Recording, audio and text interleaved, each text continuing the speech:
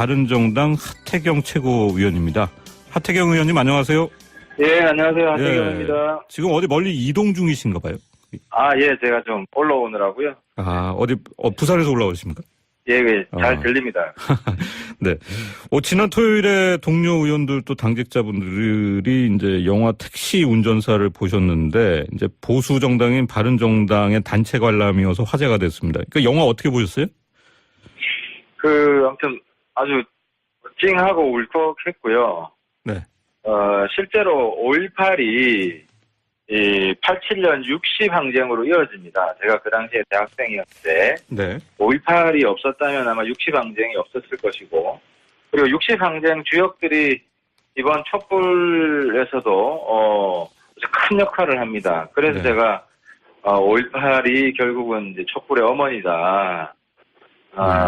그런 말씀을 드렸는데, 다시 한번 이번 이제 지금 정부도 그렇고, 네.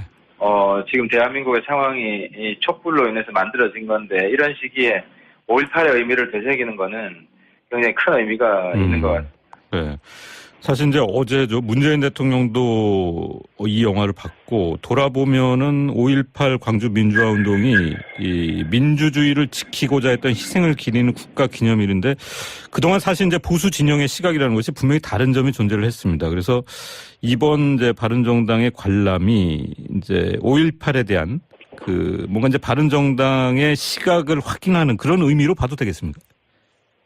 그렇습니다. 그동안 이제 사실 이 보수가 극우와 합리적 보수로 나뉘고 있는 것 같은데요. 예.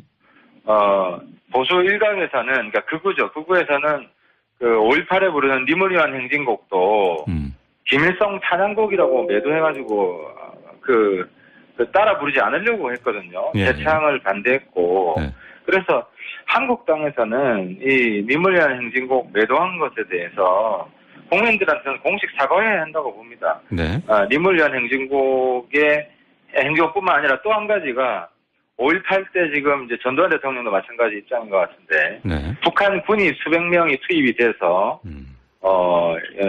이게 이제 폭동이다. 그리고 북한군이 주도한 거다. 그래서 5.18의 의미를 완전히 음해하고 있는데, 이 부분에 대해서도 저희 바른정당에 토론회를 하면 연락을 해요. 그게 얼마나 사실 왜곡인지. 네. 예, 그래서 5.18이 실제로 이제 좌우 대립의 소재로 쓰이는 것에 대해서 저희 바른정당은 일선에서 맞서 싸우려고 합니다.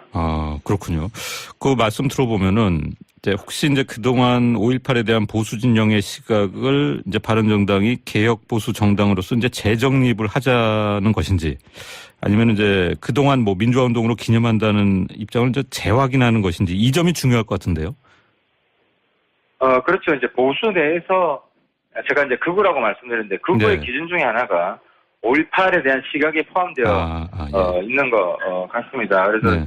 저희 바른정당은 극우하고 완전히 단절하겠다고 이미 선언했고, 네. 심지어 저희들은 앞으로 이제 국민 통합 의례로 확대해서, 국민 의례할 때 보면 순국 선열과 호국 영령에 대한 묵념하지 않습니까? 저희들은 거기에 민주 영령까지 포함을 해서 네.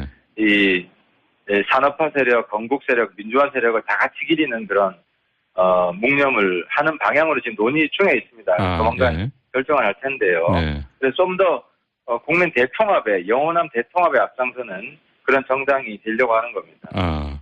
이게 정치부를 취재하는 이제 기자들은 이번 관람이 사실상 자유한국당과의 차별화를 좀 의도했던 부분인 것 같다라고 평가를 하는 것 같은데, 맞습니까? 그렇습니다. 일각에서는 자꾸 한국당하고 바른정당 내년 지자체선거 앞두고 통합하는 거 아니냐. 네. 이 부분에 대해서 저희가 명확하게 답변을 한 겁니다. 이제 민주화 운동, 민주 세력 부정하는 정당은 극우 정당이다. 극우 정당하고는 결코 같이 할 수 없다. 이 부분 명확히 한 겁니다. 네. 이게 반대쪽에서 보면요, 민주당 추미애 대표, 우원식 원내대표는 바른정당의 건전보수 행보를 칭찬한다고 했습니다. 이런 칭찬을 바른정당에서 어떻게 받아들여야 되는 겁니까? 그러니까 이제 거긴 집권 여당이기 때문에 네. 어쨌든 협치를 강화하겠다는 의지로 들리고요. 예. 그건 집권 여당 입장에서 굉장히 좀 성숙한 자세라고 보입니다. 이제 사실 여당 입장에선 야당 가급적 칭찬해 주는 게 여당한테 좋습니다. 예. 그리고 물론 야당도 여당 잘하는 것은 저희들이 칭찬을 하지만 좀 더 우리 정치가 성숙한 방향으로 가기 위해서는 서로 잘하는 것에 대해서는 침묵하고 못하는 것에 대해서는 공격하고 이런 정치 문화도 좀 바뀔 필요가 있습니다. 잘하는 걸 칭찬하고 네네. 못하는 것에 있어서는 대안을 내놓으면서 비판하는 이런 좀 성숙한 정치로 가는 그런 과도기가 아닌가 생각합니다. 예. 자, 지금 이제 북미 간의 과격한 말싸움이 한바탕 있었고 주말에 조금 진정이 되긴 했는데, 근데 최근에 이제 북한군의 미국령인 괌 포위 사격 위협이 아주 이제 꺼림칙한 부분이 되고 있습니다. 그 하 의원께서는 최근에 한반도에 전쟁이 임박해 있다, 이런 말씀을 하신 걸로 아는데 상황을 어떻게 보고 계십니까? 네, 그렇습니다. 김정은 집권 이후에 북한의 그 행보를 쭉 보면 네. 자기들이 무슨 핵실험을 하겠다든지 미사일 실험을 하겠다든지 뭐 수소탄 관련해서 발언한다든지 쭉 하면 김정은이 지켜왔습니다. 그래서 김정은의 그 자기 국제적 이미지를 네. 자기는 말하면 지키는 뭐 이런 이미지를 지금 만들어 오고 있는 중이기 때문에 네. 이번 괌 포위 사격 이 부분도 구체적으로 이제 위치하고 그 발사 시기도 대략적인 발사 시기도 공표했지 않습니까? 네. 그래서 이 부분을 그냥 넘기면 안 된다. 뭔가 일어난다는 전제를 가지고 좀 봐야 되고요. 네. 그래서 이거는 사실상 그 북한 미사일 정밀도로 볼 때 괌에 떨어질 가능성이 충분히 있거든요. 괌 속에 있다는 이야기를 한 거예요. 괌과 땅 위에 영토로 떨어질 그렇죠. 가능성이 있다는 말씀이죠. 괌 영토 위에 네. 떨어질 가능성이 충분히 있기 때문에 그렇게 받아들여지는 것을 알고 한 이야기이기 때문에 이건 선전포고다. 그렇게. 그래서 이거를 네. 선전포고라서 뭐 당연히 이거는 전쟁 전야라고 보는 것이 그렇게 염두에 두고 그렇게 전제하고 준비하는 것이 맞다는 거죠. 안보 태세를 데프콘 3로 격상해야 된다는 말씀도 하셨는데요. 여기에 대해서 뭐 여러 가지 뭐 찬반 논란이 있습니다. 어떻게 보십니까?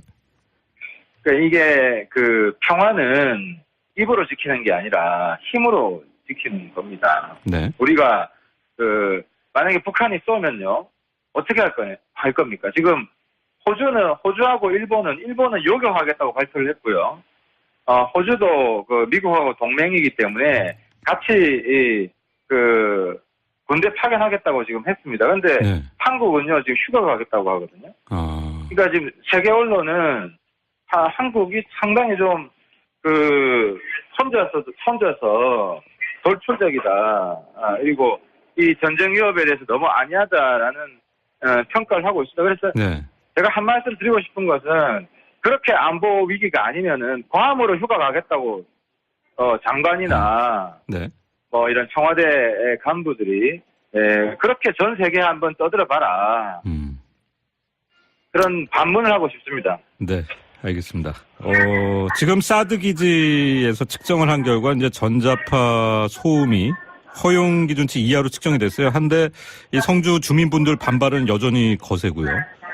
자유한국당 같은 경우에 김문수 전 지사가 사드 전자파 논란이 이제 광우병 소동과 다르지 않다는 말까지 했는데 어떻게 보고 계십니까? 그 부분은 김문수 지사 이야기가 맞습니다. 그래서 저희 네. 당에서는 사드 괴담 유포자 리스트를 좀 만들어가지고 공개할 생각입니다. 그 광우병 때도 그랬고 정말 택도 없는 이야기들 뭐 그 참외 농사 다 망친다든지 사드 하면 그래서 농민들 불안하게 하고 네. 그래서 그 뭐 아니면 뭐 애기들 뭐 백혈병이 생긴다든지 이런 전자파 괴담들이 굉장히 많은데요. 이런 괴담 유포자들이 계속 괴담을 유포합니다. 그래서 이번에 저희들이 조사를 해가지고 네. 괴담 유포자 리스트를 공개해서 다시는 이런 괴담을 유포하지 못하도록 하려고 합니다. 그 괴담 유포자분들이라는 게 대략 뭐 시민단체나 이런 쪽을 말씀하시는 겁니다. 시민단체도 있고요. 또 네. 정치권에서도 여기에 부안해동해서 영합한 사람들도 있고. 네. 그래서 그런 사람들하고 이번 기회에 한번 총정리해 보려고 하는 거죠. 좀 주목되는 부분이긴 한데.